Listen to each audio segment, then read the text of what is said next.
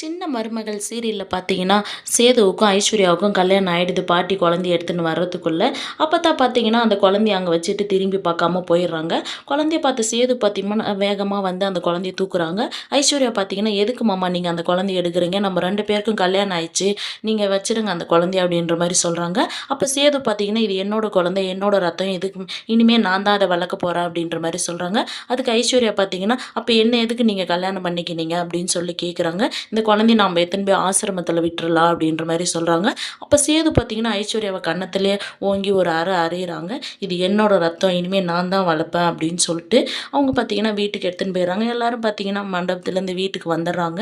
அப்போ பார்த்தீங்கன்னா ரூமில் சேது பார்த்தீங்கன்னா குழந்தைய பெட்டில் படுக்க வச்சு கொஞ்சம் இருக்காங்க.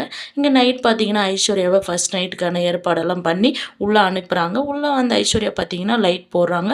லைட் போட்ட உடனே சேது பார்த்தீங்கன்னா ஐஸ்வர்யா இங்கே எதுக்கு வந்திருக்க அப்படின்றாங்க.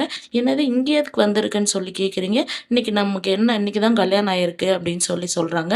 இல்லை ஐஸ்வர்யா நீ என்னோட ரூம்லேயே படுத்துக்கோ அப்படின்னு சொல்கிறாங்க. ஏன் மாமா அப்படின்றாங்க. இங்கே கம்ஃபர்டபுளாக இருக்காது குழந்தைய போட்டு நம்ம 3 பேரும் படுக்கிறதுக்கு, நீ உன்னோட ரூம்லேயே படுத்துக்கோ அப்படின்றாங்க.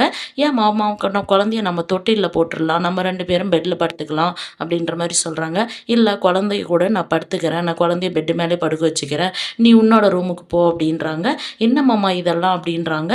இல்லை கொஞ்ச நாளைக்கு இரு, குழந்தை கொஞ்சம் இதாகட்டும், அப்புறம் நம்ம அதெல்லாம் பார்த்துக்கலாம் அப்படின்ற மாதிரி சேத சொல்லிடுறாங்க. ஐஸ்வர்யா பார்த்தீங்கன்னா செம கோபமாக வெளியே வந்துடுறாங்க. ஈஸ்வரி பார்த்தீங்கன்னா ஐஸ்வர்யாவை பார்த்துறாங்க. ஏன் வெளியே வந்துட்ட அப்படின்னு சொல்கிறாங்க.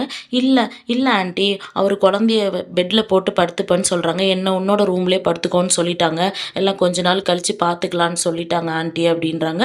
இப்போ அந்த குழந்தை தானே பிரச்சனை, அதுக்கு நான் ஒரு வழி பண்ணுறேன், எப்படியாச்சும் அதை எடுத்துன்னு போய் தமிழ்ச்செல்வி கிட்ட கொடுத்துட்றேன், இல்லை அதை எங்கேயாச்சும் எடுத்துன்னு போய் ஆசிரமத்தில் கூட விட்டுடலாம், நீ தைரியமாயிரு ஐஸ்வர்யா அப்படின்ற மாதிரி சொல்லியிருக்காங்க. இந்த சீரியல் எப்படி இருந்தால் நல்லாயிருக்குன்னு சொல்லிட்டு கமெண்ட் பண்ணுங்கள். இந்த வீடியோ பிடிச்சிருந்தா லைக் பண்ணுங்கள், ஷேர் பண்ணுங்கள், சப்ஸ்கிரைப் பண்ணுங்கள். தேங்க்யூ.